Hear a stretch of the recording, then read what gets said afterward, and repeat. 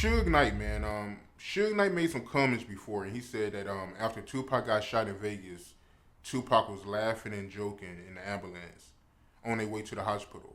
And he also said that when Tupac was at the hospital, Tupac told him that he loved him.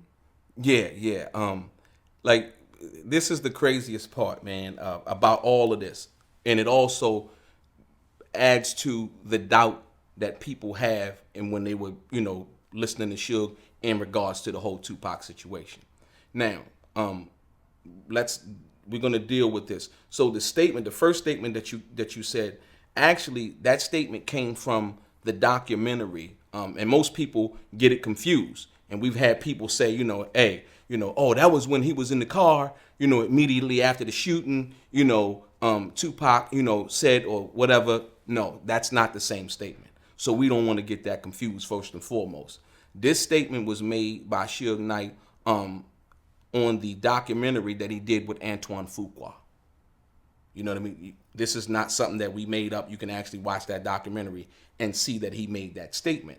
And so when he said that, basically, it defies logic, if you will. You understand what I'm saying? Because we take that statement and then we go back to Vegas, and the police officer that came upon the scene, right? Suge jumped out the car, he flagged down the cops, whatever.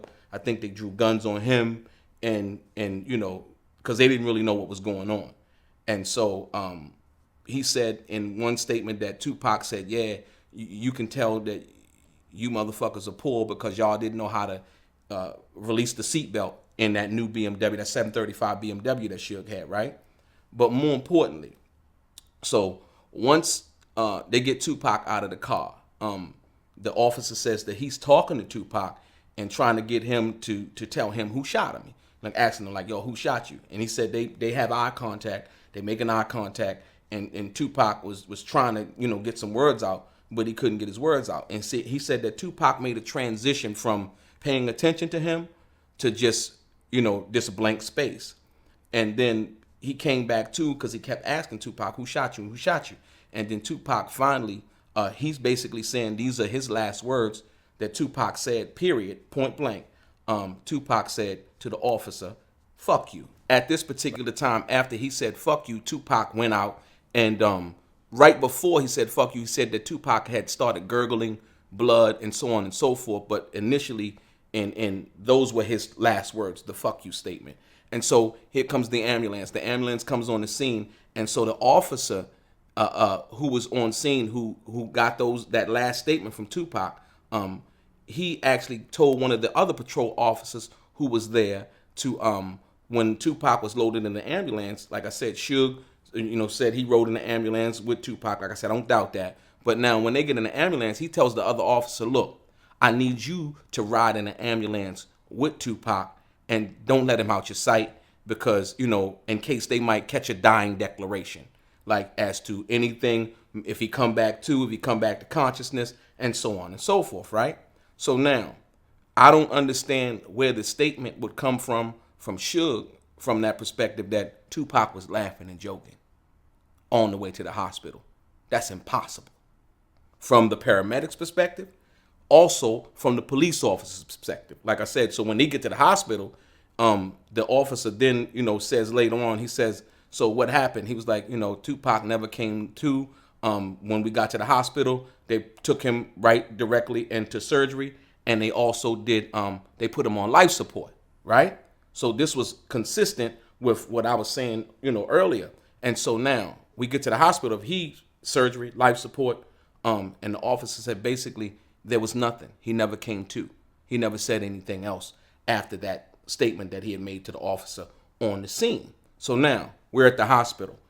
As to your second part of the statement, when Suge initially said that Tupac said, and this wasn't in the car, this wasn't in the BMW, this was a statement that he made, that he said that when he was at the hospital with Tupac, at his bedside, basically saying that Tupac said that he loved him. It didn't happen. From Tupac's father, from Afeni, from everybody else, and you've heard a couple of other people, I think Eric B, say something in regards to Tupac said something None of that's true. We talking about people, his mother, his father, Kidada, all of those people that were at the hospital. Tupac said nothing else. He was on life support. He was sedated. You see, so like I said, so when you ask that question, like I said, you can believe what you want to believe. The public can believe what they want to believe. But like I said, once again, you have medical professionals who've been doing their job for years prior to meeting Tupac.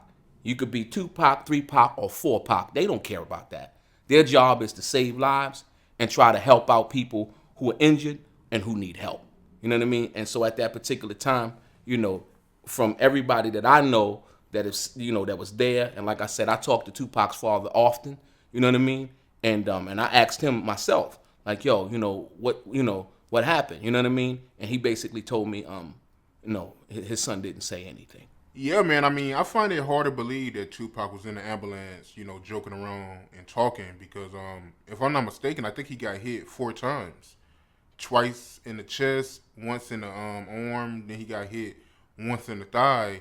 And I think one of the bullets went through his lung. So yes. As a matter of fact, when they got Tupac to the hospital, they had to drain the blood out of his chest that leaked into his chest cavity, right?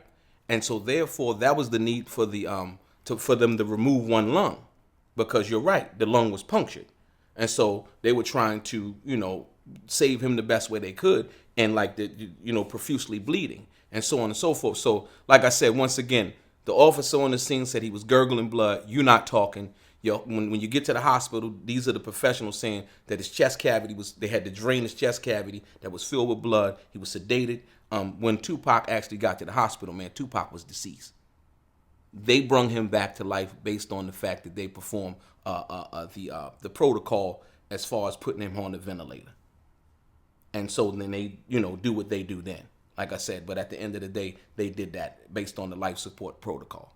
These are facts. Yeah, man. I mean, I find it hard to believe that somebody will be joking around and talking with a punctured lung. You're not doing, like I said. So I don't know. Beats me. Like I said, and this always goes back to the statement of, or the position of a person's credibility. How credible are they? You know what I mean? And so when you deal with that, and from what the police officer saying, once again, the paramedics, like Tupac didn't say anything after that last statement from these professionals, when he said, the fuck you to the police officer.